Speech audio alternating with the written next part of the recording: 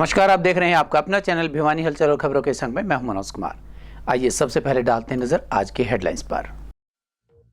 भिवानी नगर परिषद के उप प्रधान के खिलाफ अविश्वास प्रस्ताव पारित।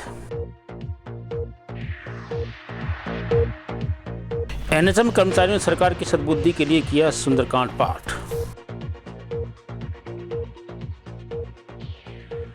मजदूर जागरूकता सम्मेलन में श्रमिकों की बनाई गई निःशुल्क कॉपियां। अब जेपी सब्रवाल ने भवानीखेड़ा से कांग्रेस टिकट पर ठोका दावा। और अब खबरें विस्तार से।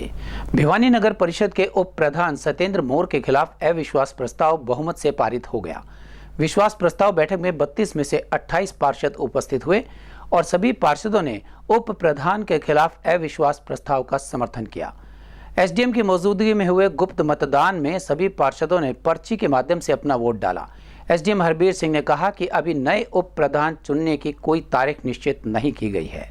भिवानी नगर परिषद के उप प्रधान के खिलाफ लाया गया अविश्वास प्रस्ताव बहुमत से पारित हो गया। एसडीएम हरबीर सिंह की उपस्थिति में अविश्वास प्रस्ताव पर वोटिंग हुई। मीटिंग में मौजूद 28 पार्षदों ने अविश्वास प्रस्ताव का गुप्त मतदान के माध्यम से समर्थन किया। इससे पूर्व 22 पार्षदों ने डीसी को एक हस्ताक्षर युक्त ज्ञापन उप प्रधान सत्येंद्र मोर के खिलाफ दिया था, जिस पर डीसी ने 16 अगस्त मतदान की तारीख तय की थी। अविश्वास प्रस्ताव की मीटिंग में उप प्रधान सत्येंद्र मोर, चेयरपर्सन प्रीति भवानी प्रताप सिंह और वार्ड नंबर 10 व 18 की पार्षद अनुपस्थित रही। एसडीएम हरबीर सिंह ने बताया कि नए उप प्रधान के लिए अभी कोई चुनाव तिथि तय नहीं की गई है। आज 16 अगस्त को दोपहर 12 बजे जो नगर परिषद भिवानी के उप प्रधान के खिलाफ अविश्वास प्रस्ताव का जो नोटिस दिया गया था, उस संबंधी बैठक हुई और उस बैठक में 28 नगर पार्षदों ने भाग लिया, उपस्थित रहे और हरियाणा म्यूनिसिपल इलेक्शन रूल्स और हरियाणा म्यूनिसिपल एक्ट 1973 के तहत सीक्रेट वोटिंग उनकी करवाई गई। वोटिंग की काउंटिंग की गई और काउंटिंग के बाद जो भी अविश्वास प्रस्ताव को पारित करने बारे जो मतों की आवश्यकता है 2/3 इलेक्टेड मेंबर्स की, वह आवश्यकता पूरी हुई। 28 नगर पार्षदों ने अविश्वास प्रस्ताव पारित करने के पक्ष में वोटिंग करी और इस प्रकार अविश्वास प्रस्ताव आज नगर परिषद भिवानी के उप प्रधान के खिलाफ पारित हुआ। साझा मोर्चा हरियाणा के बैनर तले एनएचएम कर्मचारियों का धरना 22वें दिन में प्रवेश कर गया। यह कर्मचारी अलग अलग तरीकों से सरकार को अपनी मांगें मनवाने का प्रयास कर रहे हैं, लेकिन सरकार उनकी मांगों की तरफ कोई ध्यान नहीं दे रही है, जिसके चलते इन कर्मचारियों का सरकार की कार्यप्रणाली के खिलाफ गुस्सा बढ़ता ही जा रहा है। 22वें दिन कर्मचारियों ने धरना स्थल पर सुंदरकांड का पाठ कर सरकार के लिए सद्बुद्धि की भगवान से प्रार्थना की। धरने के 22वें दिन एनएचएम कर्मचारियों ने धरना स्थल पर सुंदरकांड पाठ का आयोजन करवाकर सरकार के लिए सद्बुद्धि की प्रार्थना की। इससे पूर्व वीरवार को एनएचएम कर्मचारियों द्वारा रक्तदान भी किया गया था, जिसमें 35 यूनिट रक्त एकत्रित किया गया। धरने को संबोधित करते हुए एनएचएम कर्मचारी नीलम व विजेंद्र ने कहा कि सरकार उनकी मांगों के प्रति कोई सकारात्मक रवैया नहीं अपना रही है। उन्होंने कहा कि एनएचएम कर्मचारियों ने सुंदरकांड पाठ आयोजित कर कर्मचारी विरोधी भाजपा के लिए सद्बुद्धि की कामना की है। उन्होंने कहा कि भाजपा सत्ता के नशे में चूर होकर कर्मचारियों की एकता व ताकत को नज़रअंदाज कर रही है, इसलिए पिछले 10 वर्षों से लगातार कर्मचारी विरोधी फैसले ले रही है। एनएचएम कर्मचारियों ने कहा कि भाजपा सरकार को चाहिए कि जल्द से जल्द एनएचएम कर्मचारियों की मांगों को माने ताकि प्रदेश की स्वास्थ्य सेवाएं सुचारू हो सके। 7 है और जीएच भिवानी पे मैं जॉब करती हूँ और सरकार आज 22 दिन से हम हड़ताल पे बैठे हैं, लेकिन सरकार हमारी एक भी मांग नहीं मान रही है, ना ही कुछ सुन रही है। बहुत सालों से जो एनएचएम के कर्मचारी है वो संघर्ष कर रहे हैं और आज सरकार को जगाने के लिए हमने सुंदरकांड का आयोजन किया है ताकि सरकार को कुछ सद्बुद्धि आ ही जाए। मेरा नाम अनिल है, मैं एनएचएम कर्मचारी हूँ, आरटीसी 108 में तैनात हूँ, एक स्वास्थ्य सेवाओं में। हमने आज सरकार को सद्बुद्धि के लिए सुंदरकांड का पाठ करवाया है। एनएचएम कर्मचारियों की जो मांगे हैं 22 दिनों से जो मांगे चल रही हैं, उनके ऊपर सरकार बिल्कुल भी ध्यान नहीं दे रही है, ना ही हमें कोई मीटिंग के लिए बुलाया गया है। स्वास्थ्य सेवाएं ठप पड़ी हैं ताकि सरकार को सद्बुद्धि आए। आम जनता को जो परेशानी हो रही है, टीकाकरण नहीं हो रहा, टीबी के प्रोग्राम नहीं हो रहे, एनेस्थीसिया कोई प्रोग्राम नहीं हो रहा, ना ही एम्बुलेंस किसी भी मरीज़ को समय से उपलब्ध की जा रही है। सारी एम्बुलेंसेज ख़राब हैं। वहाँ पे जो ड्राइवर हैं, किराए पर ला के ड्राइवरों से एम्बुलेंस चलाई जा रही हैं, वो तो सरकार जागे, आम जनता को असुविधा ना हो, एनएचएम कर्मचारियों का जो मांग है वो जायज़ मांगे है, नियमितीकरण की मांग है, बिल्कुल जायज़ मांग है। लघु सचिवालय के सामने मजदूर जागरूकता सम्मेलन का आयोजन हुआ। इस सम्मेलन में मजदूरों को दिशा निर्देश दिए गए और उनकी मजदूरी कॉपी बनाई गई। कार्यक्रम के मुख्य अतिथि श्रम कल्याण बोर्ड के चेयरपर्सन नरेश जांगड़ा ने कहा कि सरकार के निर्देशानुसार मजदूर जागरूकता सम्मेलन का आयोजन किया गया है, जिसमें करीबन 1500 मजदूरों ने भाग लिया और जरूरी दिशा निर्देश प्राप्त किए। साथ ही साथ इन सभी मजदूरों की निःशुल्क मजदूरी कॉपी बनाई गई है। श्रम कल्याण बोर्ड चेयरपर्सन नरेश जांगड़ा ने कहा कि प्राइवेट और अन्य कंप्यूटर केंद्रों पर जाने वाले मजदूरों को सरकारी योजनाओं की जानकारी नहीं मिलती। सरकार द्वारा इस तरह के कार्यक्रम लगातार करवाए जा रहे हैं और मजदूरों को जागरूक किया जा रहा है और मजदूरी कॉपी से संबंधित सभी जानकारियां देकर मजदूरी कॉपियां निःशुल्क बनाई जा रही हैं। सजग भारत भवन निर्माण मजदूरी यूनियन के अध्यक्ष रमेश चोपड़ा ने बताया कि आज यूनियन के स्थापना दिवस पर मजदूर जागरूकता सम्मेलन का आयोजन किया गया है। मजदूरी कॉपी निःशुल्क बनाई जाती है, जिसका कोई भी मजदूरों से शुल्क नहीं लिया जाता है। भिवानी में मजदूरों की जागरूकता को लेके एक सम्मेलन किया गया था, क्योंकि हमारे जो मजदूर साथी हैं उन तक हमारी सरकार की जितनी योजनाएं हैं उनको उसकी जानकारी नहीं होती। इसके लिए हम समय समय पर ऐसे जागरूकता सम्मेलन, चाहे पीछे बैल में था, चाहे 2 दिन पहले हमारा बल्लभगढ़ में था, हम ऐसे जगह जगह पर हर जिले में जाके सम्मेलन कर रहे हैं ताकि हमारी जो योजनाएं चल रही हैं वो हमारे श्रमिक भाइयों को ज़्यादा से ज़्यादा उनका उसको लाभ मिले। ऐसा कुछ नहीं है, ऐसा मामला हमारे आज तक कोई संज्ञान में नहीं आया वह किसी CSC सेंटर वाले ने पैसे लिए हों, बल्कि हमारी भारतीय जनता पार्टी की सरकार ने मनोहर लाल जी की और हमारे आदरणीय मुख्यमंत्री नायब सिंह सैनी जी, जो पूर्व में श्रम विभाग के मंत्री रहे हैं, उनको मजदूरों की दुख तकलीफ का भली भांति वो उनकी हर समस्याओं से परिचित है। वह उन्होंने एक ऐसी व्यवस्था बना दी, वह कई लोग मजदूर की कॉपी बनाते हुए भी क्या करते हैं, हम क्यों बनाओ, मेरे कागज लगेंगे, पैसे लगेंगे। अब उनको पैसे नहीं बल्कि हम प्रोत्साहन के रूप में, जो पहली बार रजिस्ट्रेशन करा रहा है, अपनी कॉपी बना रहा है, सरकार जिस दिन उसकी कॉपी बनेगी बनते ही 1100 रुपये उसके खाते में सरकार देने का काम। आज लगभग 1500 के आसपास रमेश जी जैसे मेरे को बता रहे थे, वह 1500 के आसपास वो आज नई कापियां वहाँ पे बनेंगी। ऐसा जी, आज के दिन हमारी जो मजदूर यूनियन है, सजग भारत भवन निर्माण मजदूर यूनियन का स्थापना दिवस है। इस स्थापना दिवस के उपलक्ष्य में हम मजदूर जागरूकता सम्मेलन कर रहे हैं और सरकार की तरफ से फ्री में मजदूरों का पंजीकरण के लिए यहाँ पे कैंप लगाया गया है और ये मजदूर सम्मेलन सजग भारत मजदूर यूनियन के स्थापना दिवस के उपलक्ष्य में किया जा रहा है।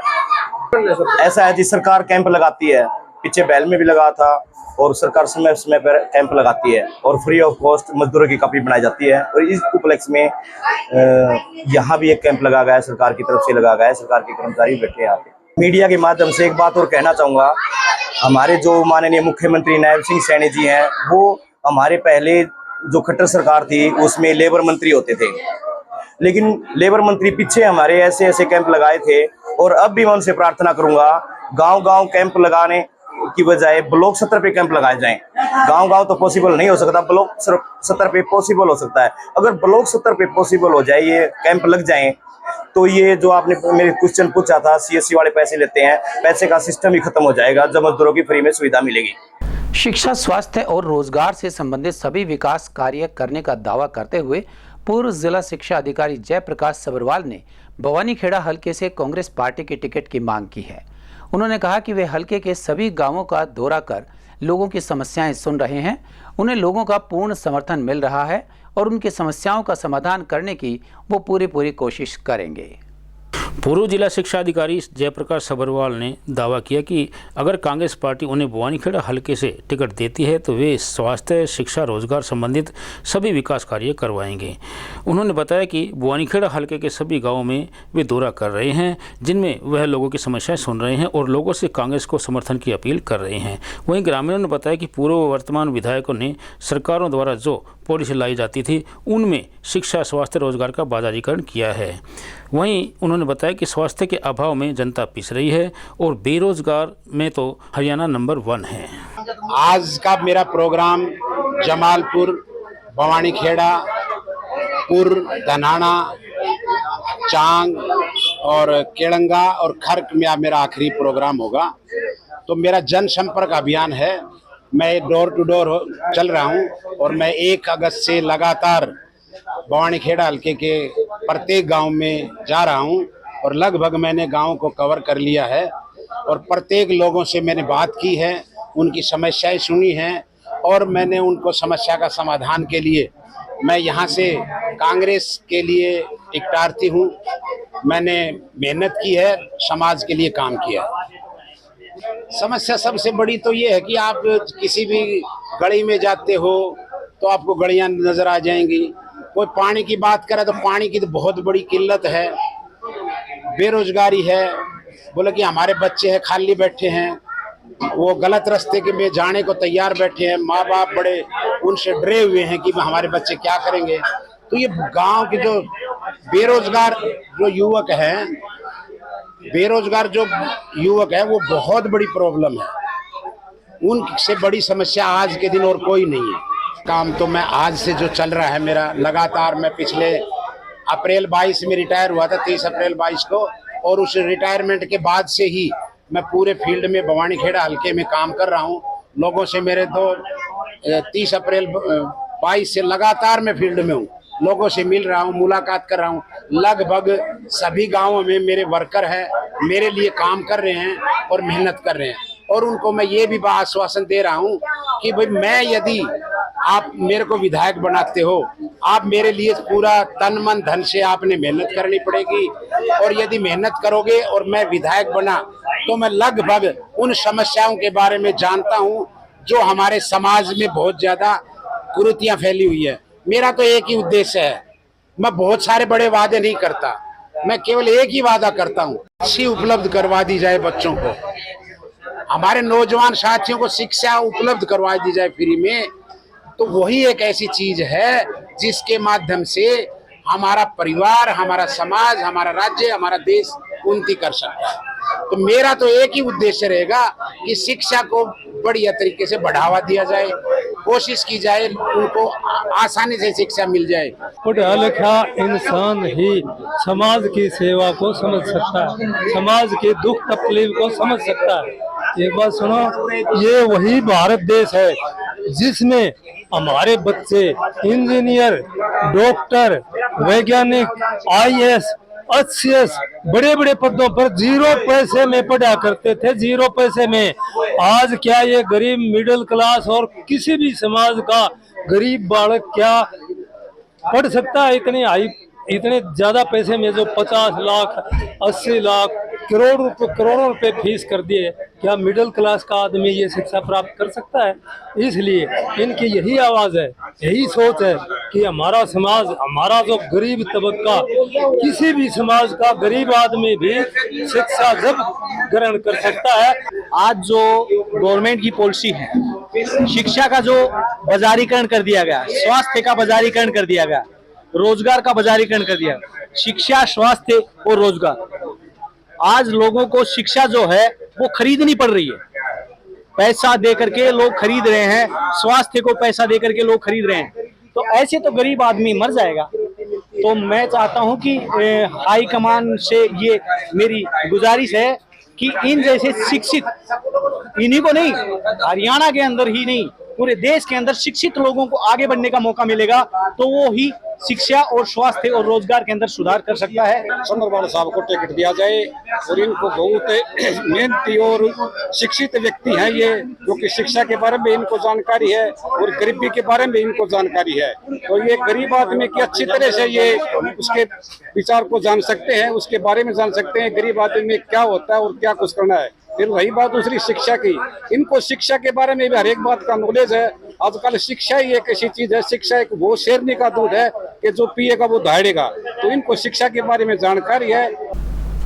अब चलते चलते हरियाणा की 90 सीटों वाली विधानसभा के लिए 2556 नेताओं ने कांग्रेस की टिकट के लिए आवेदन किया है। यह अभी तक की सर्वाधिक संख्या बताई गई है। हरियाणा में इस बार के चुनावी माहौल को देखते हुए कांग्रेस की टिकट की जीत की 90% गारंटी माना जा रहा है। इसीलिए कांग्रेस की टिकट के लिए मारामारी मची हुई है। हालातों के इसी से अनुमान लगाए जा सकते हैं कि नीलोखेड़ी आरक्षित सीट के लिए 88 नेताओं ने टिकट की मांग की है। वहीं आरक्षित सीट भवानीखेड़ा से 75 आवेदन गए हैं। भिवानी सीट से भी 34 नेताओं ने टिकट चाहा है, जहां कांग्रेस लगातार 3 चुनाव हार चुकी है। टिकट के लिए सबसे कम आवेदन गढ़ी किलोई सांपला सीट के लिए आया है। वहां से केवल नेता प्रतिपक्ष भूपेंद्र सिंह हुड्डा ने टिकट के लिए आवेदन किया है। होडल से कांग्रेस प्रदेश प्रधान उदय भान और जितेंद्र चंदेलिया केवल 2 नेताओं ने टिकट चाही है। नूह, पलवल और महेंद्रगढ़ से 3 नेताओं ने, डबवाली से 4 नेताओं ने, रेवाड़ी क्षेत्र से 5 नेताओं ने, कैथल से 6 और तिगांव से 7 नेताओं ने टिकट मांगी है। इसी तरह बड़खल से 8, नारायणगढ़ से 9 और एनआईटी फरीदाबाद, रोहतक, थानेसर तथा पानीपत शहरी सीट के लिए 10-10 नेताओं ने टिकट चाही है। लेकिन इन कम आवेदन वाली 15 सीटों के अलावा 75 सीटों पर टिकटार्थियों के लंबे लाइन लगी है। टिकटार्थियों की इतनी बड़ी संख्या ने पार्टी के शीर्ष नेताओं को टेंशन में ला दिया है, क्योंकि टिकट के लिए अधिक टिकटार्थी पार्टी में बगावत का कारण बनते हैं। ऐसा होता रहा है कि चुनाव के समय किसी कम प्रभावी नेता को भी अगर टिकट नहीं मिलती है तो वो या तो पार्टी छोड़ जाता है या फिर पार्टी प्रत्याशी का विरोध करता है। इसी संभावना को देखते हुए प्रभावी टिकटार्थी को पार्टी का शीर्ष नेतृत्व कह रहा है कि अगर उसे टिकट न मिली तो सरकार आने पर उसे राजनीतिक लाभ का पद दे दिया जाएगा। देखना होगा कि कांग्रेस आलाकमान आने वाले समय में पार्टी से पलायन कैसे रोक पाती है। और अब जाने से पहले एक नजर आज की हेडलाइंस पर। भिवानी नगर परिषद के उप प्रधान के खिलाफ अविश्वास प्रस्ताव पारित। एनएचएम कर्मचारियों ने सरकार की सद्बुद्धि के लिए किया सुंदरकांड पाठ। मजदूर जागरूकता सम्मेलन में श्रमिकों की बनाई गई निःशुल्क कॉपियां। अब जेपी सब्रवाल ने भवानी खेड़ा से कांग्रेस टिकट पर ठोका दावा। हमारे आज के अंक में बस इतना ही। अगले अंक के लिए देखते रहिएगा आपका अपना चैनल भिवानी हलचल।